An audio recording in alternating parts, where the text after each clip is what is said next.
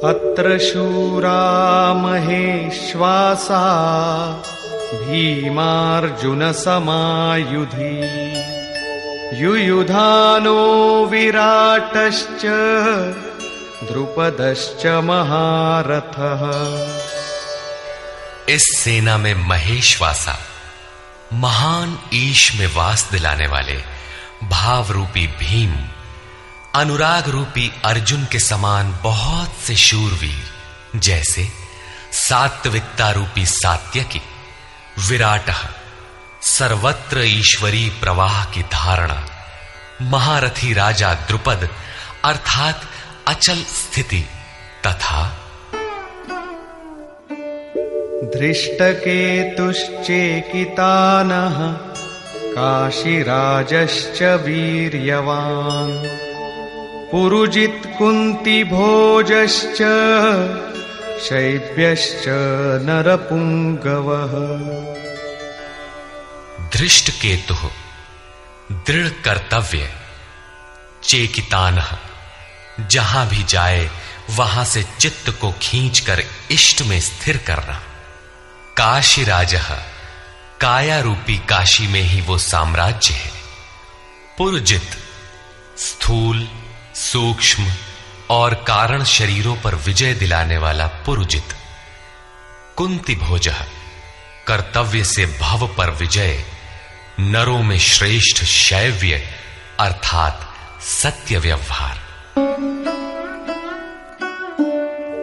युधामन्युश्च विक्रान्तः उत्तमौजाश्च वीर्यवान् सौभद्रो द्रौपदेयाश्च सर्व एव महारथाः।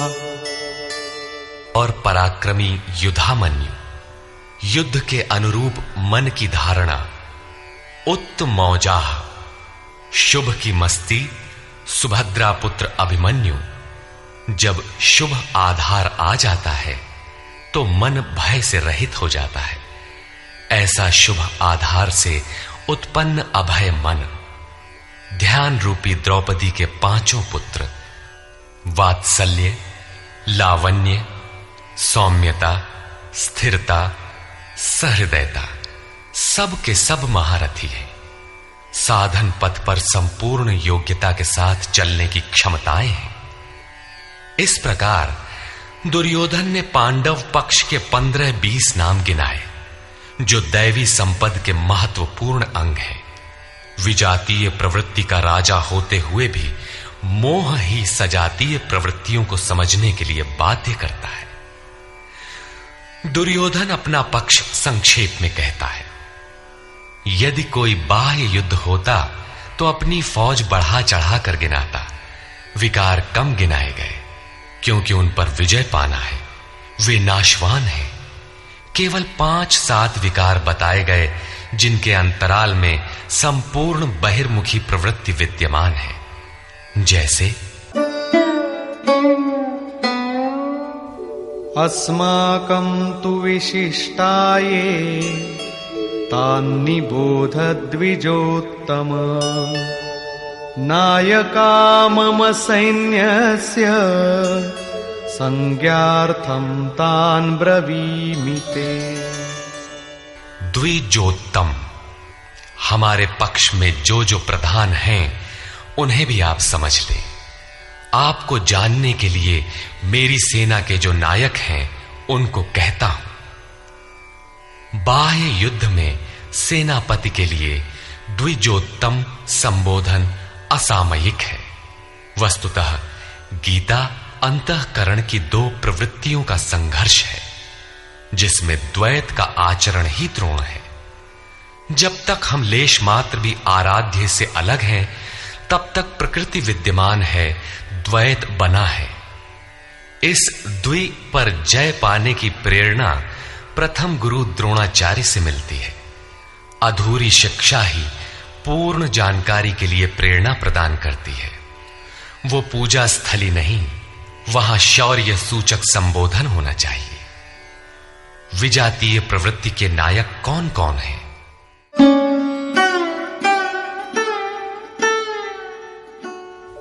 भवान् भीष्मश्च कर्णश्च कृपश्च समितिञ्जयः अश्वत्थामा विकर्णश्च सौमदत्तिस्तथैव च।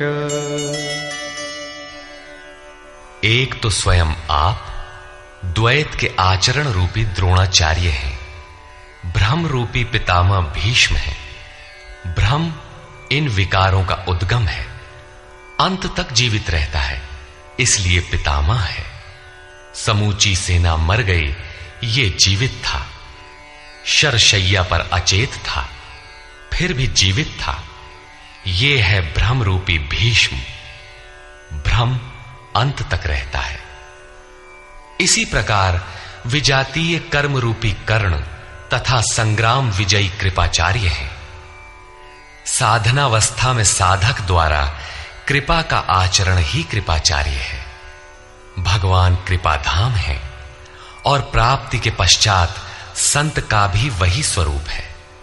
किंतु साधन काल में जब तक हम अलग हैं, परमात्मा अलग है। विजातीय प्रवृत्ति जीवित है, मोहमयी घिराव है। ऐसी परिस्थिति में साधक यदि कृपा का आचरण करता है तो वो नष्ट हो जाता है। सीता ने दया की तो कुछ काल लंका में प्रायश्चित करना पड़ा। विश्वामित्र दयार्द्र हुए, पतित होना पड़ा। योग सूत्रकार महर्षि पतंजलि भी यही कहते हैं, ते समाधा वुपसर्गा व्युत्थाने सिद्धयः। व्युत्थान काल में सिद्धियां प्रकट होती हैं, वे वास्तव में सिद्धियां हैं, किंतु कैवल्य प्राप्ति के लिए उतनी ही बड़ी विघ्न है जितने काम, क्रोध, लोभ, मोह इत्यादि। गोस्वामी तुलसीदास का भी यही निर्णय है। माया अनेक विघ्न करती है, रिद्धियां प्रदान करती है, यहां तक कि सिद्ध बना देती है। ऐसी अवस्था वाला साधक बगल से निकल भर जाए, मरणासन रोगी भी जी उठेगा। वो भले ठीक हो जाए, किंतु साधक उसे अपनी देन मान बैठे तो नष्ट हो जाएगा। एक रोगी के स्थान पर हजारों रोगी घेर लेंगे। भजन चिंतन का क्रम अवरुद्ध हो जाएगा और उधर बहकते बहकते प्रकृति का बाहुल्य हो जाएगा। यदि लक्ष्य दूर है और साधक कृपा करता है तो कृपा का अकेला आचरण ही समितिंजय समूची सेना को जीत लेगा। इसलिए साधक को पूर्ति पर्यंत इससे सतर्क रहना चाहिए। दया बिनु संत कसाई, दया करी तो आफत आई। लेकिन अधूरी अवस्था में यह विजातीय प्रवृत्ति का दुर्धर्ष योद्धा है। इसी प्रकार आसक्ति रूपी अश्वत्थामा, विकल्प रूपी विकर्ण और भ्रममयी श्वास ही भूरि श्रवा है। ये सभी बहिर्मुखी प्रवाह के नायक हैं।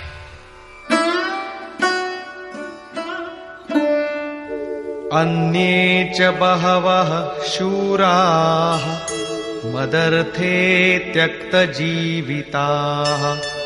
नानाशस्त्रः प्रहरणाः सर्वे युद्धविशारदाः। और भी बहुत से शूरवीर अनेक शस्त्रों से युक्त मेरे लिए जीवन की आशा को त्याग कर युद्ध में डटे हैं। सभी मेरे लिए प्राण त्यागने वाले हैं, किंतु उनकी कोई ठोस गणना नहीं है। अब कौन सी सेना किन भावों द्वारा सुरक्षित है, इस पर कहते हैं, अपर्याप्तं तदस्माकं बलं भीष्माभिरक्षितं पर्याप्तं त्विदमेतेषां बलं भीमाभिरक्षितम्। भीष्म द्वारा रक्षित हमारी सेना सब प्रकार से अजेय है और भीम द्वारा रक्षित इन लोगों की सेना जीतने में सुगम है। पर्याप्त और अपर्याप्त जैसे श्लिष्ट शब्द का प्रयोग दुर्योधन की आशंका को व्यक्त करता है। अतः देखना है कि भीष्म कौन सी सत्ता है जिस पर कौरव निर्भर करते हैं, तथा भीम कौन सी सत्ता है जिस पर दैवी संपद संपूर्ण पांडव निर्भर है। दुर्योधन अपनी व्यवस्था देता है कि अयनेषु च सर्वेषु यथा भागमवस्थिताः भीष्ममेवाभिरक्षन्तु भवन्तः सर्व एव हि। इसलिए सब मोर्चों पर अपनी अपनी जगह स्थित रहते हुए आप लोग सब के सब भीष्म की ही सब ओर से रक्षा करें। यदि भीष्म है तो हम अजेय हैं, इसलिए आप पांडवों से न लड़कर केवल भीष्म की ही रक्षा करें। कैसा योद्धा है भीष्म, जो स्वयं अपनी रक्षा नहीं कर पा रहा है, कौरवों को उसकी रक्षा व्यवस्था करनी पड़ रही है। यह कोई बाह्य योद्धा नहीं, ब्रह्म ही भीष्म है। जब तक ब्रह्म जीवित है तब तक विजातीय प्रवृत्तियां कौरव अजेय हैं। अजेय का यह अर्थ नहीं कि जिसे जीता ही ना जा सके, बल्कि अजेय का अर्थ दुर्जय है, जिसे कठिनाई से जीता जा सकता हो। महा अजय संसार रिपु जीति सकई सो वीर। यदि भ्रम समाप्त हो जाए तो अविद्या अस्तित्वहीन हो जाए। मोह इत्यादि जो आंशिक रूप से बचे भी हैं, शीघ्र ही समाप्त हो जाएंगे। भीष्म की इच्छा मृत्यु थी, इच्छा ही भ्रम है। इच्छा का अंत और भ्रम का मिटना एक ही बात है। इसी को संत कबीर ने सरलता से कहा, इच्छा काया इच्छा माया इच्छा जग उपजाया। कह कबीर जे इच्छा विवर्जित ताका पार न पाया।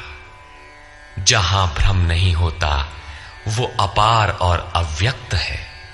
इस शरीर के जन्म का कारण इच्छा है, इच्छा ही माया है और इच्छा ही जगत की उत्पत्ति का कारण है। सो कामयत तदैक्षत बहुश्याम प्रजायेय इति। कबीर कहते हैं, जो इच्छाओं से सर्वथा रहित हैं, तिनका पार न पाया। वे अपार अनंत असीम तत्व में प्रवेश पा जाते हैं। यो कामो निष्काम आप्त काम आत्म कामो न तस्य प्राणा उत्क्रामंति ब्रह्म व सन ब्रह्माप्येति। जो कामनाओं से रहित आत्मा में स्थिर आत्म स्वरूप है, उसका कभी पतन नहीं होता। वो ब्रह्म के साथ एक हो जाता है। आरंभ में इच्छाएं अनंत होती हैं और अंततो गत्वा परमात्म प्राप्ति की इच्छा शेष रहती है। जब ये इच्छा भी पूरी हो जाती है, तब इच्छा भी मिट जाती है। यदि उससे भी बड़ी कोई वस्तु होती तो आप उसकी इच्छा अवश्य करते। जब उससे आगे कोई वस्तु है ही नहीं तो इच्छा किसकी होगी? जब प्राप्त होने योग्य कोई वस्तु अप्राप्त न रह जाए तो इच्छा भी समूल नष्ट हो जाती है और इच्छा के मिटते ही ब्रह्म का सर्वथा अंत हो जाता है। यही भीष्म की इच्छा मृत्यु है। भीम द्वारा रक्षित इन लोगों की सेना जीतने में सुगम है। भाव रूपी भीम भावे विद्यते देवः। भाव में वो क्षमता है कि अविदित परमात्मा भी विदित हो जाता है। भाववस्य भगवान सुख निधान करुणा अयन। श्री कृष्ण ने इसे श्रद्धा कहकर संबोधित किया है। भाव में वो क्षमता है कि भगवान को भी वश में कर लेता है। भाव से ही संपूर्ण पुण्यमयी प्रवृत्ति का विकास है।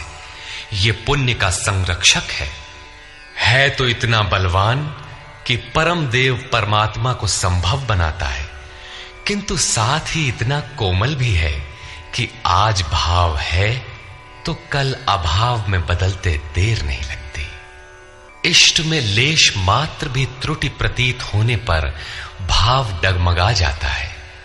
पुण्यमयी प्रवृत्ति विचलित हो उठती है, इष्ट से संबंध टूट जाता है। इसलिए भीम द्वारा रक्षित इन लोगों की सेना जीतने में सुगम है। महर्षि पतंजलि का भी यही निर्णय है। स तु दीर्घकाल नैरंतर्य सत्कारा सेवितो दृढ़ भूमि। दीर्घ काल तक निरंतर श्रद्धा भक्ति पूर्वक किया हुआ साधन ही दृढ़ हो पाता है।